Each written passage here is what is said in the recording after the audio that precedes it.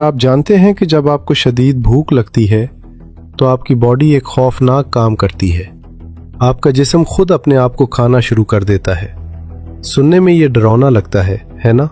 लेकिन इसी खौफनाक अमल को दरियाफ्त करने पर 2016 में जापानी साइंसदान को नोबेल प्राइज मिला। इस प्रोसेस को ऑटोफेजी कहते हैं। ऑटो का मतलब खुद और फेजी का मतलब खाना। जब हम भूखे रहते हैं तो हमारे हेल्दी सेल्स जिस्म के अंदर मौजूद कैंसर ज़दा और बीमार सेल्स को खाकर सफाई कर देते हैं। ये बिल्कुल वैसा ही है जैसे आप अपनी गाड़ी की सर्विस करवाते हैं ताकि वो नई जैसी हो जाए। सोचिए, जापान ने ये बात 2016 में बताई, मगर 1400 साल पहले इस्लाम ने भूख को इबादत बना दिया था।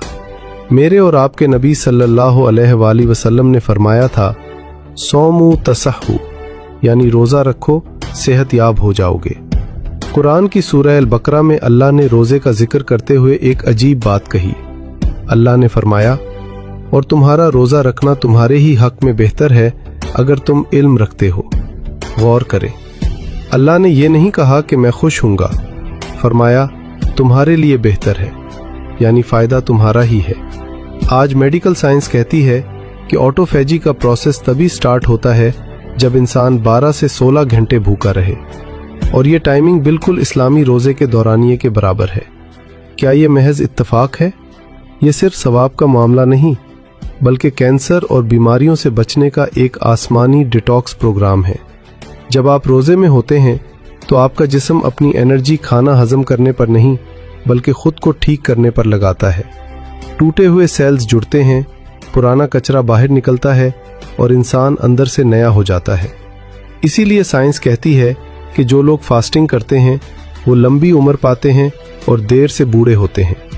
जिस हुक्म को हम बोझ समझते थे वो दरअसल अल्लाह की रहमत थी हमारी हेल्थ के लिए। दुनिया दवाइयों में सेहत ढूंढ रही है, जबकि अल्लाह ने सेहत परहेज और फाके में है, बल्कि जिस्म की हिफाजत का भी मुकम्मल निज़ाम है। रोज़ा हमें सिर्फ सेहत नहीं देता, बल्कि हमें गरीब की भूख का एहसास भी दिलाता है। साइंस ये भी कहती है कि रोज़े से आपका दिमाग ज़्यादा तेज़ काम करता है और फोकस बढ़ता है। शायद यही वजह थी कि मुसलमानों ने अपनी सबसे बड़ी जंगें जैसे ग़ज़वा बदर रमज़ान के महीने में जीतें। ये अल्लाह का नुस्खा है जिसमें कोई साइड इफ़ेक्ट नहीं। आज से अपनी भूख को दुश्मन न समझे, बल्कि उसे अपना डॉक्टर समझे। मगरिब आज इंटरमिटेंट फास्टिंग के नाम पर उसे अपना रहा है, और हम मुसलमान 1400 साल से इस नेमत से माला माल हैं। इस बेहतरीन निज़ाम पर अपने रब का शुक्र अदा करें और कहें सुभान अल्लाह। अगर इस वीडियो ने आपके ईमान को ताज़ा किया है तो इसे सदका जारिया समझकर अपने दोस्तों और फैमिली के साथ शेयर करें।